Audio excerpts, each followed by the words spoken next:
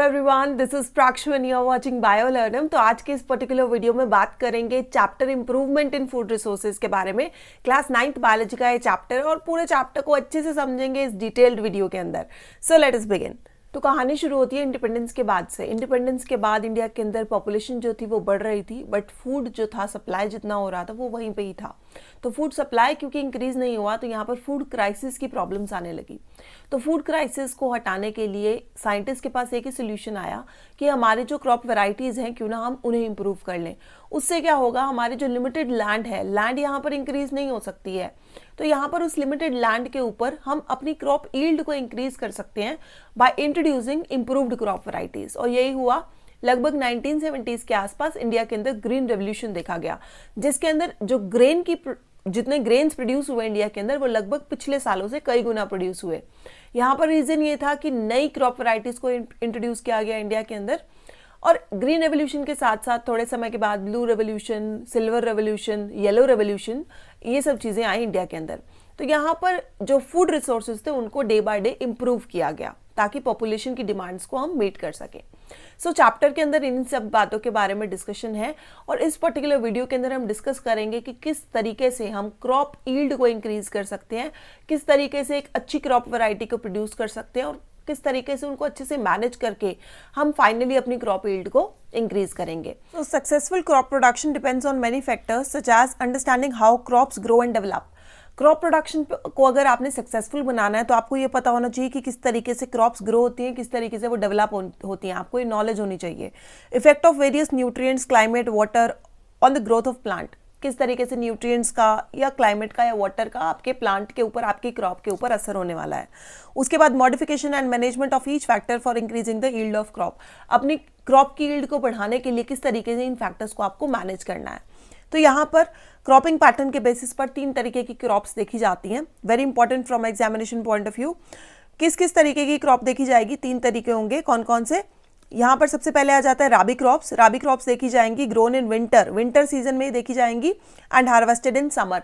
Mainly इसकी जो growth period है वो विंटर, सर्दी के समय पे हम इनको ग्रो करते हैं। उसके बाद अगर हम बात करें खारीफ क्रॉप्स की, खारीफ क्रॉप्स कब ग्रो होती है? ऑनसेट ऑफ मॉनसून, बारिश के समय पर, जब बारिश आती है उस समय पर ये क्रॉप हम ग्रो करते हैं, उस समय पर इसको हम इसकी सोइंग करते हैं। और उसके बाद हार्वेस्टिंग कब होती है? लगभग सितंबर अक्टूबर के आसपास। ऑलराइट, अब राबी और खरीफ के बीच में जो इंटरवल बचता है उस इंटरवल के अंदर जायद क्रॉप्स जो है हमारी, ये short season during summer season के लगभग समर सीजन के आसपास ये ग्रो की जाती है। और यहाँ पर एग्जाम्पल्स आ जाते हैं watermelon, musk melon, cucumber. Alright, rabi crops के एग्जाम्पल आ जाएंगे wheat, barley, peas, gram, mustard. और खरीफ क्रॉप्स के एग्जाम्पल आ जाएंगे paddy, maize, jowar, bajra, toor, moong etcetera. Alright, तो क्रॉपिंग पैटर्न के बेसिस पर कि किस सीजन में ये क्रॉप को हम ग्रो कर सकते हैं, उसके बेसिस पर ये कुछ इस तरीके से क्रॉप्स डिवाइडेड है 3 टाइप्स के अंदर। आगे चलते हैं। Crop variety improvement. Crop variety को अगर आपने इंप्रूव करना है तो उसके क्या तरीके हैं? क्रॉप वैरायटी इंप्रूव हो सकती है 2 तरीकों से। कौन कौन से 2 तरीके हैं? क्रॉप वैरायटी बाय हाइब्रिडाइजेशन, पहली टेक्निक ये है, और दूसरी टेक्निक है crop improvement by introducing a gene. या तो आप हाइब्रिडाइजेशन कर लो या फिर किसी जीन को इंट्रोड्यूस कर दो। अब हाइब्रिडाइजेशन और जीन इंट्रोडक्शन दोनों अलग अलग टेक्निक्स हैं। पहले पढ़ेंगे crop improvement by hybridization. Hybridization refers to crossing between genetically dissimilar plants. Genetically दोनों प्लांट्स एक दूसरे से अलग अलग होने चाहिए। देखो यहाँ पर हम 2 तरीके के प्लांट्स, ऑलराइट, जो एक के पास कुछ ऐसा कैरेक्टर है, जैसे एग्जाम्पल लेते हैं, ए प्लांट है, यहाँ पर बी प्लांट है। ए प्लांट के अंदर हमें हाइट वाला जो कैरेक्टर है वो पसंद आया हुआ है, और बी प्लांट के अंदर जो यहाँ पर फ्रूट प्रोड्यूस हो रहा है, वो जो फ्रूट है उसका जो शेप है, उसका जो साइज है, उसका जो कलर है, हमें वो पसंद आया हुआ है। तो यहाँ पर हम इन दोनों प्लांट्स को हाइब्रिडाइजेशन कर देंगे। इनका आर्टिफिशियल हाइब्रिडाइजेशन टेक्निक का नाम होता है, जहां पर मेल गेमेट हम इस प्लांट से ले लेंगे और फीमेल गेमेट हम इस प्लांट से ले लेंगे और इनका फ्यूजन करा देंगे। So this technique is known as hybridization. यहाँ पर क्रॉसिंग होती है बिटवीन जेनेटिकली डिसिमिलर प्लांट्स, और ये क्रॉसिंग 3 लेवल्स पर हो सकती है। वैरायटी के लेवल पर भी 2 डिफरेंट वैरायटीज को भी आप क्रॉस कर सकते हो, 2 डिफरेंट स्पीशीज को भी आप क्रॉस कर सकते हो, और 2 डिफरेंट जेनरा को भी आप क्रॉस कर सकते हो। तो इस तरीके से हाइब्रिडाइजेशन की टेक्निक से आप क्रॉप वैरायटी को इंप्रूव कर सकते हो। This was the first technique. दूसरी टेक्निक है crop improvement by introducing a gene. इस टेक्निक को हम रिकॉम्बिनेंट डीएनए टेक्नोलॉजी भी बोलते हैं। रिकॉम्बिनेंट डीएनए टेक्नोलॉजी इसलिए बोलते हैं क्योंकि आप नया डीएनए प्रोड्यूस करते हो यहाँ पर रिकॉम्बिनेशन के मेथड से। तो यहाँ पर crop improvement by introducing a gene, this provides desired characteristics and results in genetically modified crops. इस पर्टिकुलर प्रोसेस से जो क्रॉप्स प्रोड्यूस होती हैं उनको हम जेनेटिकली मॉडिफाइड क्रॉप्स भी बोलते हैं, GMC। तो जेनेटिकली मॉडिफाइड क्रॉप्स यहां से प्रोड्यूस होंगी। एग्जाम्पल आ जाता है इसमें बीटी कॉटन। बीटी कॉटन के अंदर हमने क्या किया था, BT cotton is a genetically modified crop which carries bacterial के जीन्स को हमने इसके अंदर इंट्रोड्यूस किया, और इसको इंट्रोड्यूस करने के बाद ये जो क्रॉप थी हमारी वो इंसेक्ट से प्रोटेक्ट हो गई थी। तो इस टेक्निक को क्या बोलेंगे, RDNA टेक्नोलॉजी या फिर recombinant DNA technology. Next point is the factors for which variety of improvement is done are. ऐसे फैक्टर्स जो कि आधार है हमारी क्रॉप इंप्रूवमेंट का, किन फैक्टर्स को हम ध्यान में रखेंगे जब किसी भी क्रॉप को इंप्रूव करेंगे, किसी भी वैरायटी को इंप्रूव करेंगे। तो इंप्रूव्ड क्रॉप वैरायटी बनाने के लिए हम इन फैक्टर्स को ध्यान में रखते हैं। सबसे पहली बात, हमारी जो क्रॉप है उसकी ईल्ड बड़ी होनी चाहिए। जो हमारी नॉर्मल क्रॉप वैरायटी और इंप्रूव्ड क्रॉप वैरायटी है उसका सबसे पहला जो उसका बोल सकते हैं पहचान है वो यही होगी कि इसकी ईल्ड जो है वो हाइयर होगी, इसका जो प्रोड्यूस होगा वो हाइयर होगा। सेकेंड इज इम्प्रूव्ड क्वालिटी, जो हमारे पास क्वालिटी आएगी, प्रोडक्ट आएगा, उसकी क्वालिटी भी इम्प्रूव्ड होगी, सुपीरियर होगी। एग्जाम्पल यहाँ पर आ जाता है, प्रोटीन क्वालिटी को ध्यान में रखा जाता है पल्सेस के केस में, ऑयल क्वालिटी को ध्यान में रखा जाता है ऑयल सीड्स के केस में, और प्रिजर्विंग क्वालिटी को ध्यान में रखा जाता है फ्रूट्स और वेजिटेबल्स के केस में। Third is biotic and abiotic resistance. Resistance यानी किसी चीज से प्रोटेक्शन लेना। ऑलराइट, हमें उस चीज से फर्क नहीं पड़ रहा है, दैट इज रेजिस्टेंस। तो यहाँ पर बायोटिक और एबायोटिक दोनों फैक्टर से हमारा प्लांट जो है वो रेजिस्ट कर जाना चाहिए, उसको फर्क नहीं पड़ना चाहिए। बायोटिक फैक्टर्स आ जाते हैं जैसे कि सपोज कोई डिजीज है, इंसेक्ट्स है, नेमेटोड्स है, नेमेटोड्स यानी कि वर्म्स, तो वर्म्स उसको अफेक्ट ना कर पाए। और एबायोटिक फैक्टर्स आ जाते हैं यहाँ पर नॉन लिविंग फैक्टर्स, जैसे कि ड्रॉट हो गया, सूखा पड़ गया, सैलिनिटी, जो सॉल्ट कंटेंट है हमारा सॉइल के अंदर वो ज़्यादा है, वाटर लॉगिंग, हमारे जो वाटर है उसके अंदर पानी भरा हुआ है, जो हमारी रूट्स हैं उसके आसपास पानी पानी है, सॉइल के अंदर बहुत ज़्यादा वाटर कंटेंट है। उसके बाद हीट, बहुत ज़्यादा गर्मी है, कोल्ड है, फ्रोस्ट कंडीशंस है, तो ये सब की सब क्रॉप को अफेक्ट कर सकती हैं। तो यहाँ ये सब चीज़ें अफेक्ट ना करें, इसके लिए हम इम्प्रूव्ड क्रॉप वैरायटी बनाते हैं। उसके बाद है चेंज इन मैच्योरिटी ड्यूरेशन, ये चौथा पॉइंट है हमारा।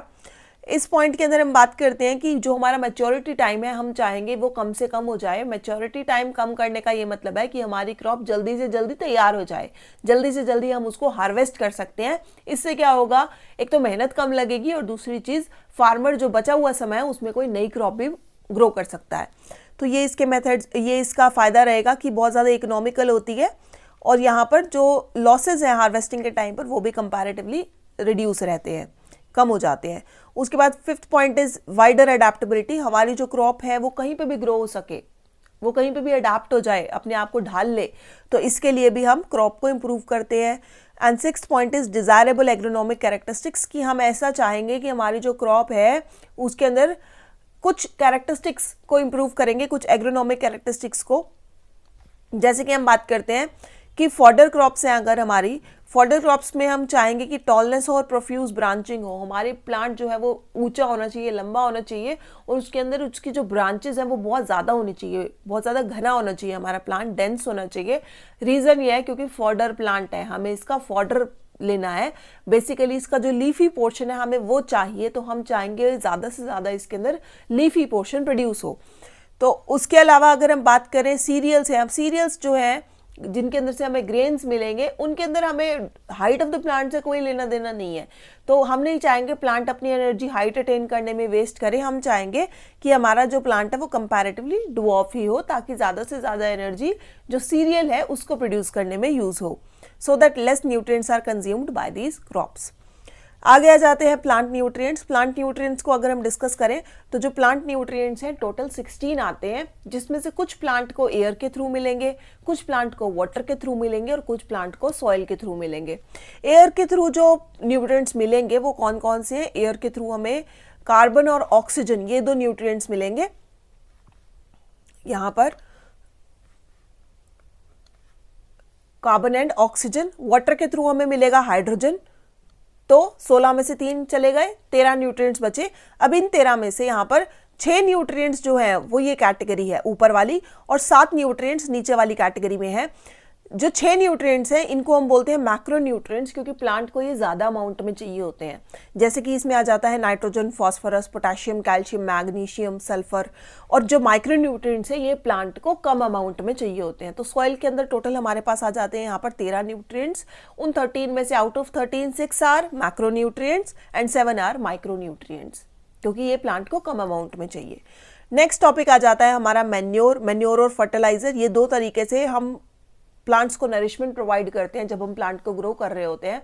दो तरीके से हम प्लांट को न्यूट्रिएंट्स प्रोवाइड करेंगे। पहला मेथड है हमारा मैन्योर और दूसरा मेथड है हमारा फर्टिलाइजर।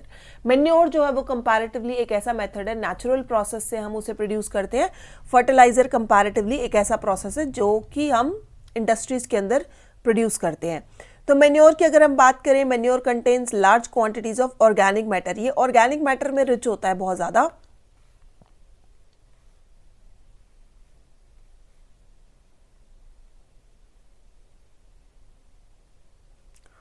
ऑर्गेनिक मैटर में रिच होगा और थोड़ी सी क्वांटिटी में बाकी न्यूट्रिएंट्स भी सॉइल को सप्लाई करेगा। कैसे प्रोड्यूस होता है? ये डीकम्पोजिशन के प्रोसेस से प्रोड्यूस होता है। एनिमल एक्सक्रीटा, जो काउ डंग होता है, इन सब चीज़ों को डीकम्पोजिशन के प्रोसेस के अंदर ये मैन्योर को प्रोड्यूस करेंगे। क्या करेंगे? एक तरीके से सॉइल के अंदर हम एक गड्ढा खोदते हैं और उसके अंदर जितना भी एनिमल एक्सक्रीटा है, प्लांट वेस्ट है, एनिमल वेस्ट है, जो भी ये सब चीज़ें हैं, स्ट्रॉ हो गया, तो ये सब चीज़ें हम उस पर्टिकुलर सॉइल के अंदर डाल देंगे और उसको अच्छे से कवर कर देंगे। थोड़े समय के बाद क्या होगा, बैक्टीरियाज, फंजाई उस सॉइल के अंदर जो प्रेजेंट है वो क्या करेंगे, उसको डिकम्पोज कर देंगे। डिकम्पोजिशन में क्या होगा, वो टूट जाएंगे। जो ऑर्गेनिक मटीरियल है वो इनऑर्गेनिक कॉम्पोनेंट्स के अंदर टूट जाएगा। तो इस तरीके से यहाँ पर क्या होता है कि 3 तरीके से मैन्योर प्रोड्यूस हो सकती है on the basis of biological waste use. किस तरीके का वेस्ट हम यूज कर रहे हैं उसके बेसिस पर 3 तरीके से मैन्योर को हम प्रोड्यूस कर सकते हैं।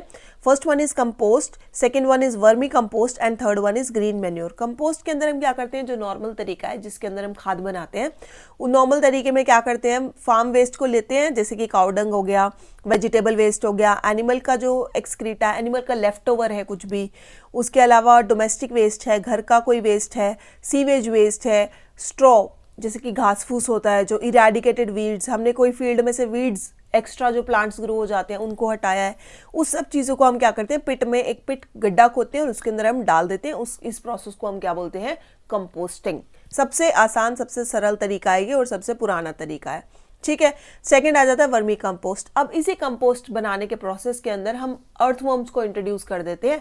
अर्थवर्म्स क्या करते हैं, जो मैन्योर बनाते हैं, जो खाद बनाते हैं, वो और भी अच्छी क्वालिटी का बनता है। तो इस प्रोसेस को हम बोल देंगे वर्मी कंपोस्टिंग और इससे जो कंपोस्ट बन के तैयार होगा उसको हम बोलते हैं वर्मी कंपोस्ट। ठीक है।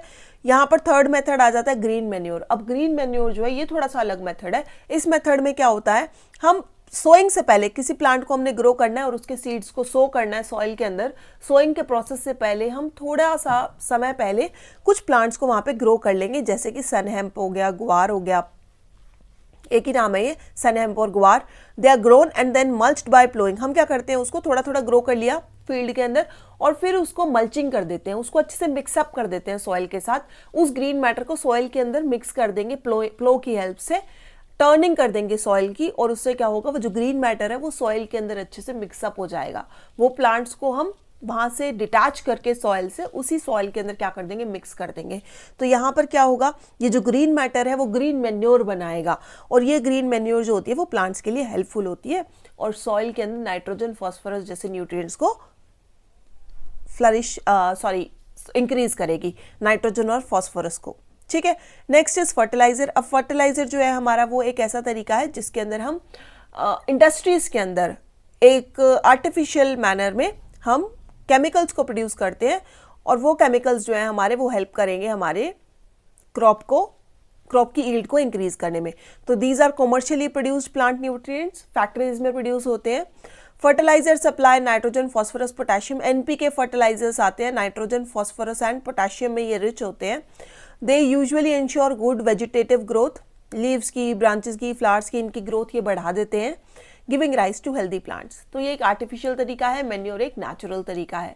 फर्टिलाइजर्स का एक्सेसिव यूज सॉइल को भी खराब कर देता है, जबकि मैन्योर्स जो है वो अल्टीमेटली प्लांट को एक पॉजिटिव तरीके से नरिश ही करती है। ठीक है।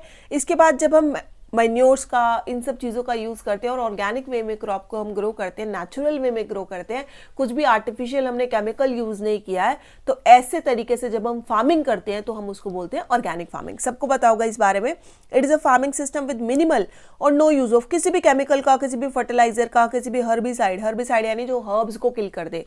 उसके बाद पेस्टिसाइड्स, जो अनवांटेड प्लांट्स होते हैं जो फील्ड में ग्रो हो जाते हैं उनको किल कर दे। किसी भी केमिकल का हमने यूज़ नहीं किया, सिर्फ ऑर्गेनिक मैन्योर खाद का यूज़ किया है। रिसाइकल्ड फार्म वेस्ट जैसे कि straw, life stock excreta, life stock यानी जो कैटल्स फार्म पे होते हैं उनका एक्सक्रीटा है। Bio agents such as blue green algae for preparation of bio fertilizer. Blue green algae का टाइप है ये, जो कि क्या करता है, हमारी सॉइल को अच्छे से नरिश करता है। तो हमने बायो फर्टिलाइजर, एक लिविंग फर्टिलाइजर हमने यूज कर लिया ब्लू ग्रीन एल्गे, तो ये सॉइल को नरिश करेगा। नीम लीव्स और टर्मरिक, जब हम ग्रेन्स को स्टोर कर रहे हैं तो हम नीम लीव्स या फिर टर्मरिक का यूज कर रहे हैं, जो कि हमारे यहाँ पर स्टोरेज के टाइम पर बैक्टीरियाज या फंजाई को ग्रो नहीं होने देगा। ठीक है, इसके अलावा कुछ क्रॉपिंग सिस्टम्स का भी हम यूज करेंगे, जैसे कि मिक्स्ड क्रॉपिंग आ गया, इंटर क्रॉपिंग आ गया, क्रॉप रोटेशन आ गया। तो ये सारी चीजें जब हम यूज करते हैं हमारी फार्मिंग के अंदर, इन सब चीज़ों को जब हम इंट्रोड्यूस करते हैं तो हम प्रोसेस को बोलते हैं ऑर्गेनिक फार्मिंग। ठीक है, तो ये दिस वाज अबाउट किस तरीके से हम अलग अलग तरीकों से क्रॉप्स के अंदर नरिशमेंट प्रोवाइड करते हैं, भले हम मैन्योर की हेल्प से करें, भले हम फर्टिलाइजर की हेल्प से करें। हम चाहते हैं कि हमारी जो क्रॉप यील्ड है वो अल्टीमेटली इंक्रीज हो।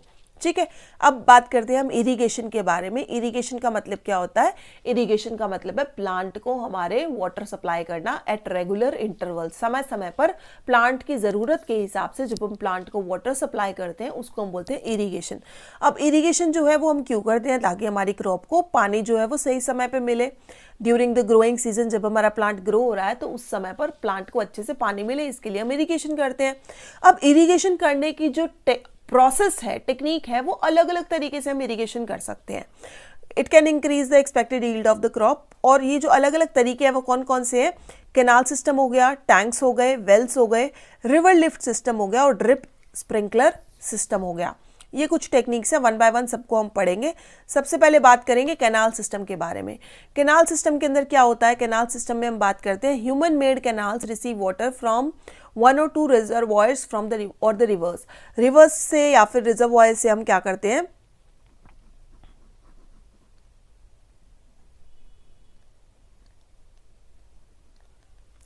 जहां पर पानी इकट्ठा होता है, रिजर्वॉयर्स या फिर रिवर से पानी को लेके आते हैं और कैनाल्स के थ्रू डिस्ट्रीब्यूट करते हैं। कहाँ पर? फील्ड्स के अंदर। तो फील्ड्स के अंदर क्या होता है? यहाँ पर चैनल्स बने होते हैं। रिवर से लेके कैनाल के अंदर आएंगे, एक पर्टिकुलर ऐसा बड़ा सा टैंक होगा जिसके अंदर पानी इकट्ठा होगा। उस टैंक के थ्रू हम वो ऐसा समझ सकते हैं कि देखो, पहले रिवर से आया, रिवर से आने के बाद एक बड़े से एरिया में ये स्टोर हो गया। बड़े से एरिया में स्टोर होने के बाद फिर ये फर्दर डिस्ट्रीब्यूट हो जाएगा अलग अलग जगहों पर। अलग अलग जगहों पर जैसे कि सपोज कोई फील्ड कहाँ पे है, कोई फील्ड कहाँ पे है, तो प्रॉपर चैनल्स के थ्रू ये डिस्ट्रीब्यूशन आगे होता रहेगा। तो ये क्या है? कैनाल सिस्टम, जहाँ पे पाइपलाइंस के थ्रू एक पर्टिकुलर जगह पर पहले रिवर से या किसी भी एरिया से, किसी भी रिजर्वॉयर से पानी इकट्ठा होगा और फिर प्रॉपर नेटवर्किंग के थ्रू, प्रॉपर चैनल्स के थ्रू वो डिस्ट्रीब्यूट होगा। This is canal. उसके बाद टैंक्स आ जाते हैं। टैंक्स के अंदर कुछ नहीं है, एक बड़ा सा हमारे पास कोई भी ऐसी जगह होगी जहां पर हम पानी इकट्ठा करेंगे, उसको हम बोल देंगे टैंक। तो ये स्टोरेज रिजर्वॉयर है, थोड़े समय के लिए अगर पानी को इकट्ठा करना हो तो हम यहाँ पर क्या बोलते हैं? उसको टैंक बोलेंगे। वेल्स आ गए। वेल्स यानी कि कुआं। कुआं दो तरीके से हम बना सकते हैं। पहला तरीका हमारा कौन सा है? डगवेल। और दूसरा तरीका कौन सा है? ट्यूबवेल। डगवेल हमारा ट्रेडिशनल मेथड है, ट्यूबवेल हमारा मॉडर्न मेथड है। डगवेल के अंदर हम एक बड़ा सा पिट खोदेंगे, तब तक खोदते रहेंगे जब तक ग्राउंड वाटर के हम पास नहीं पहुंच जाते। जैसे ग्राउंड वाटर के पास पहुंच जाते हैं वहां पे हम वेल बना देते हैं, उसके अंदर हम बकेट की हेल्प से पानी निकालते रहते हैं। ट्यूबवेल के अंदर हम क्या करते हैं? मोटर का इस्तेमाल करते हैं और मोटर की हेल्प से पानी पंप होकर ऊपर की तरफ आता है। उसके बाद आता है रिवर लिफ्ट सिस्टम। अब रिवर लिफ्ट सिस्टम यहाँ पर कामयाब है जहाँ पर कैनाल जो है वो सफिशिएंट नहीं है और या फिर कोई पानी का जो वहाँ पर अवेलेबिलिटी है वो कंपैरेटिवली कम है। तो यहाँ पर इनएडिक्वेट वाटर की वजह से क्या करते हैं? जहाँ पे अगर कोई आसपास वैसे पानी नहीं मिल रहा पर आसपास कोई रिवर बह रही है तो हम उस रिवर से सीधा पानी अपने फील्ड तक ले आते हैं। इसको बोलते हैं रिवर लिफ्ट सिस्टम, कि रिवर से हम डायरेक्ट ही पानी अपनी फील्ड तक ले आए to supplement irrigation. Drip and sprinkler system, इस सिस्टम के बारे में क्लास 8 में भी पढ़ चुके हो कि ड्रिप इरिगेशन और स्प्रिंकलर इरिगेशन जो हम यूज़ करते हैं, ये मॉडर्न टेक्निक्स है जिसमें हम पानी की बचत करते हैं और कम से कम पानी जो है वो सप्लाई करते हैं इन अ एडिक्वेट मैनर, ताकि जो फूड जो वाटर की वेस्टेज है वो कम से कम हो। तो यहाँ पर it employees overhead pipes for spraying water, sprays की तरह इस्तेमाल होता है यहाँ पर water, and it can be increased by rain water harvesting and water shade management. ये कोई ऐसे सिस्टम्स है जिनके थ्रू हम वाटर को प्रॉपर मैनेज करके कम से कम वेस्टेज करेंगे। ये मॉडर्न टेक्निक्स है जिनके अंदर हम बोलते हैं कि पानी की जो ऐसे एरियाज में जहाँ पर पानी की सप्लाई कम है या फिर कहीं हम पानी को बचाना चाहते हैं, कहीं पे प्रॉपर हम मैनेजमेंट करना चाहते हैं वाटर की, तो यहाँ पर हम कुछ इन टेक्निक्स को यूज़ करते हैं, जैसे कि ड्रिप एंड स्प्रिंकलर सिस्टम। ठीक है, तो इसके बाद आ जाता है हमारा नेक्स्ट टॉपिक, जो कि क्या है, क्रॉपिंग पैटर्न्स। अब क्रॉप्स को जब हम फील्ड के अंदर ग्रो करते हैं, उनको ग्रो करने के लिए हम कुछ क्रॉपिंग पैटर्न्स को भी इस्तेमाल कर सकते हैं, ताकि हमारी जो फील्ड के अंदर जो क्रॉप ईल्ड है वो क्या हो जाए, इंक्रीज हो जाए। तो क्रॉप ईल्ड को इंक्रीज करने के लिए कुछ हम नए नए तरीकों का इस्तेमाल करेंगे, कुछ नए नए क्रॉपिंग पैटर्न्स का इस्तेमाल करेंगे। Cropping patterns such as there are 3 cropping patterns. कौन कौन से हैं? Mixed cropping, inter cropping and third one is crop rotation. सबसे पहले बात करेंगे मिक्स्ड क्रॉपिंग के बारे में। Mixed cropping as you can see in this particular image, ये जो पहली इमेज है हमारी, ये है मिक्स्ड क्रॉपिंग की, ये है इंटर क्रॉपिंग की और ये है क्रॉप रोटेशन की। मिक्स्ड क्रॉपिंग के अंदर हम देख सकते हैं कि यहाँ पर 2 तरीके की क्रॉप्स को हम ग्रो कर रहे हैं। कोई भी मैनर नहीं है, कोई भी तरीका नहीं है, एक क्रॉप यहाँ पे है, दूसरी क्रॉप यहाँ पे है, 2 अलग अलग क्रॉप्स आप देख सकते हो, एक येलो कलर से है, एक रेड कलर से है, बिल्कुल मिक्स करके हमने उसको ग्रो किया हुआ है मिक्स्ड मैनर में। कोई भी सीक्वेंस नहीं है, बस एक दूसरे के साथ किसी भी तरीके से वो ग्रो हो रही हैं। तो यहाँ पर ये हो गया मिक्स्ड क्रॉपिंग, पूरी खिचड़ी पकाई हुई है हमने। दूसरा तरीका कौन सा है? यहाँ पर ये है इंटर क्रॉपिंग। इंटर क्रॉपिंग और मिक्स्ड क्रॉपिंग में एक ही डिफरेंस है, अलग अलग क्रॉप्स ग्रो हो रही है फील्ड में एक ही समय पर जब सीक्वेंस आ जाता है प्रॉपर लाइन्स के अंदर, प्रॉपर तरीके से हम क्लीन नीट तरीके से जब हम ग्रो कर रहे हैं क्रॉप्स को, वो हो गया इंटर क्रॉपिंग।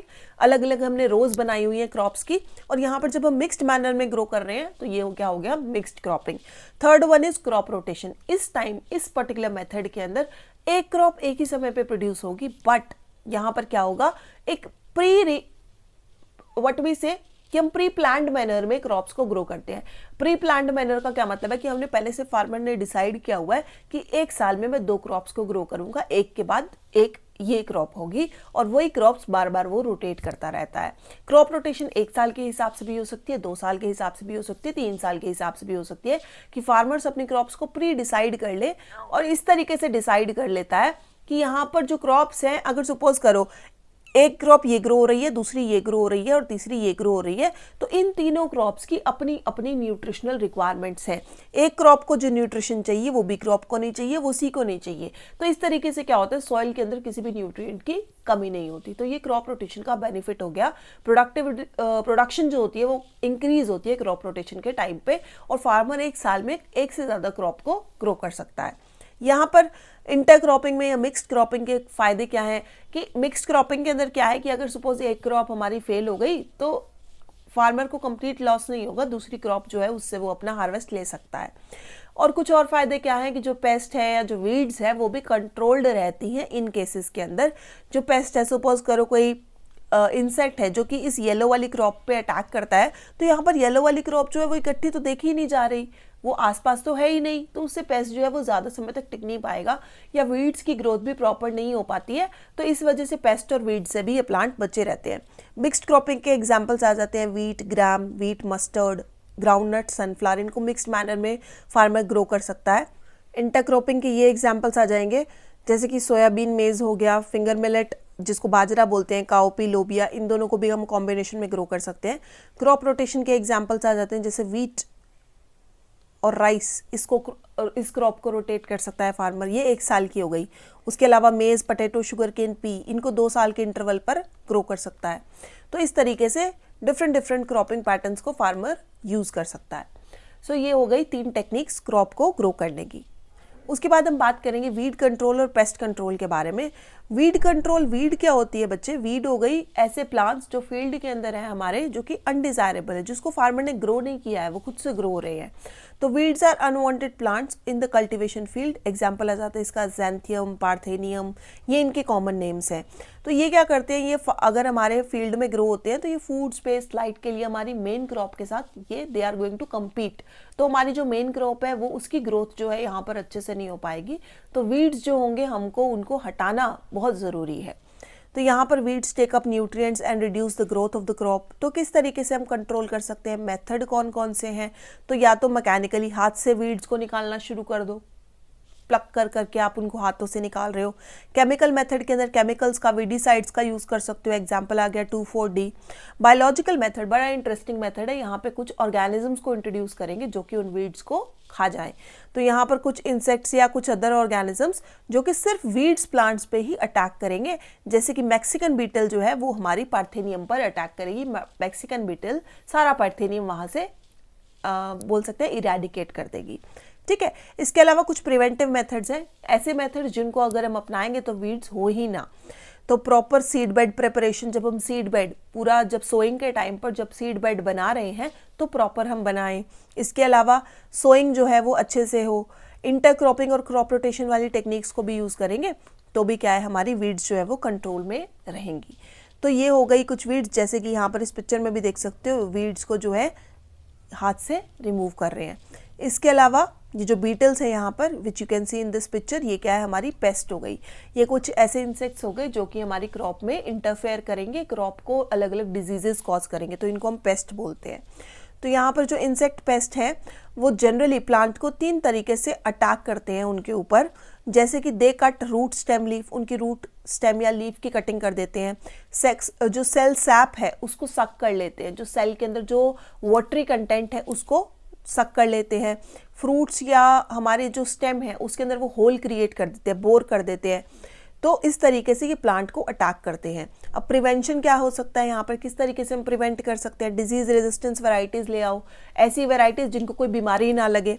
इसके अलावा ग्रोइंग 2 और more crop simultaneously on the same field, एक फील्ड पर एक समय पर एक से ज़्यादा तरीके की क्रॉप हम ग्रो कर रहे हैं, तो उस टेक्निक से भी यहाँ पर जो हमारे पेस्ट है वो अटैक नहीं कर पाएंगे।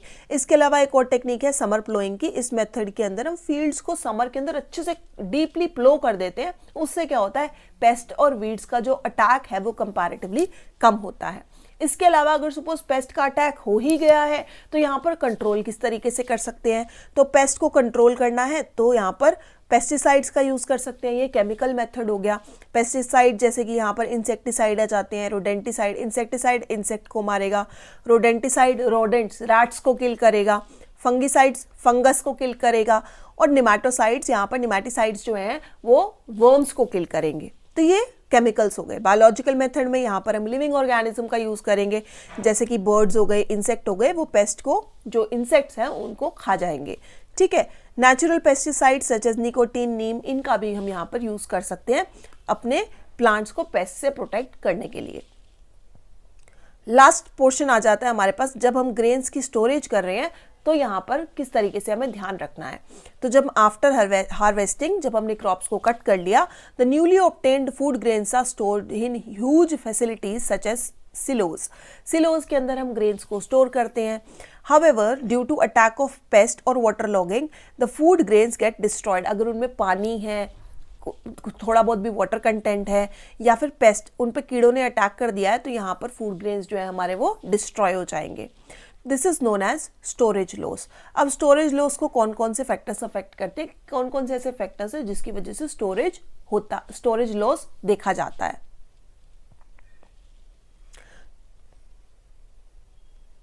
तो 2 फैक्टर्स है हमारे पास, जैसे कि abiotic factors and biotic factors. Abiotic factors में आएंगे हमारे पास नॉन लिविंग फैक्टर्स, और बायोटिक फैक्टर्स में आएंगे हमारे पास living factors. Non living factors जैसे कि यहाँ पर आ जाते हैं एबायोटिक फैक्टर्स के अंदर, वेट अ मिनट, ये ऑपोजिट लिख दिया है, यहाँ पर आएंगे बायोटिक फैक्टर्स और इधर आएंगे एबायोटिक फैक्टर्स।